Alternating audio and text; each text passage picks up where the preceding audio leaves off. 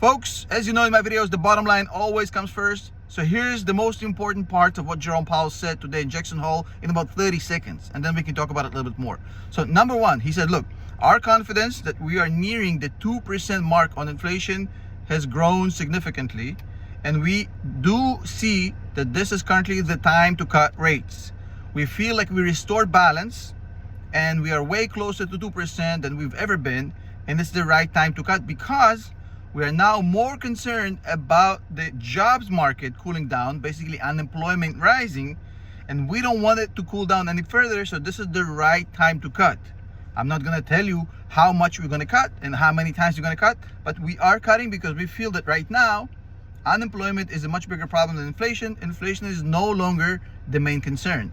So obviously that's the main point of the speech. You don't have to watch the entire thing. It's not that important, but I did make some notes, kind of interpret what he said. And in the second part, in this video is going to be like 8 minutes long anyways.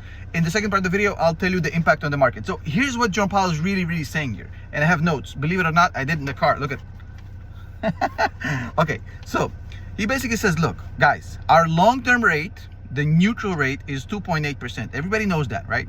We're currently at 5.25%. So it's going to take us 12 months to cut these rates because we're not going to drop rates, within a month. It's going to take about a year to go to 2.8% at minimum. Plus, on top of it, you have to add the lag. There's a lag because from the time you put the extra money in the system until it greases the wheels, it's going to be another few months, maybe another 6 months. So we're talking about 18 months until this thing actually has a serious impact. So we have to start cutting right now. Because right now the job market is a lot more likely to crash than CPI inflation going up. Why wait, right? That's the idea. And obviously he's going to say that they're going to be cautious and everything, but what he's actually saying is we don't need to take extra risks right now with the jobs market being so dangerously close to the problem. We have to cut right now. There's no reason to take this extra risk, because what he doesn't want to tell you is that the unemployment numbers, they spike all of a sudden. They don't spike slowly. They start slowly, but then all of a sudden it's like a dam that opens up and all the water floods the village. So they don't want that. So right now he's going to cut rates. Obviously, inflation went from 9% to 2.9%. 3% inflation is absolutely normal. But the question is, how will it impact the market? About 2 years ago in 2022, he had a hawkish Jackson Hole speech. Market went down 8% on the day. Last year he was dovish. The market rallied 4%. This is a dovish speech, so I expect another rally. I don't know, 4%. Hopefully we can get to 4%. We'll see. But the question is, how good will this be for the stock market?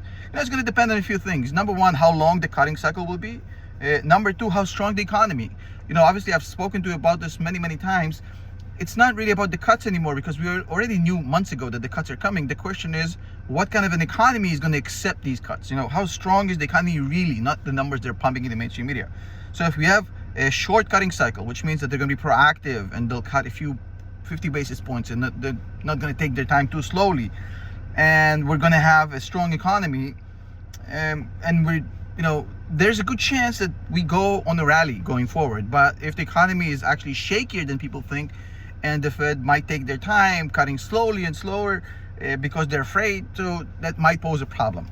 Now here's a few notes I wrote about the market in general, and I want you to pay attention to this. Look, I think personally that the job market isn't as good as people think, and I think that the Fed finally understands this, that they have to address this issue, because at some point you have to take care of the jobs market.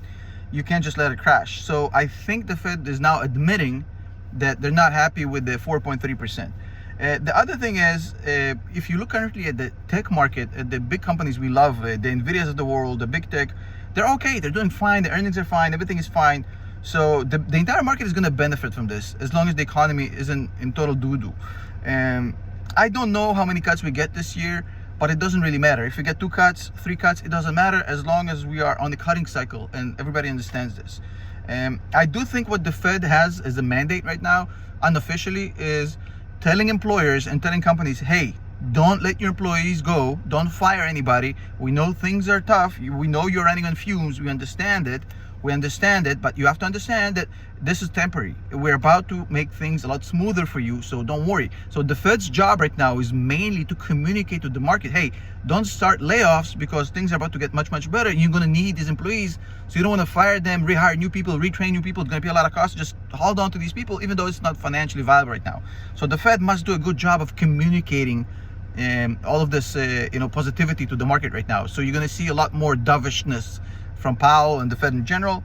And I think a lot of people are terrified that it's not going to work. You see gold prices are rising, so that's a huge indicator of a recession. So it's going to be a very delicate balance for the Fed to land this plane.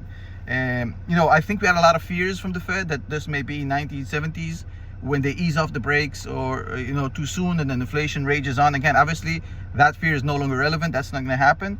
Now there may be fears about geopolitics. What if supply chains get screwed again because of wars in the Middle East and whatnot?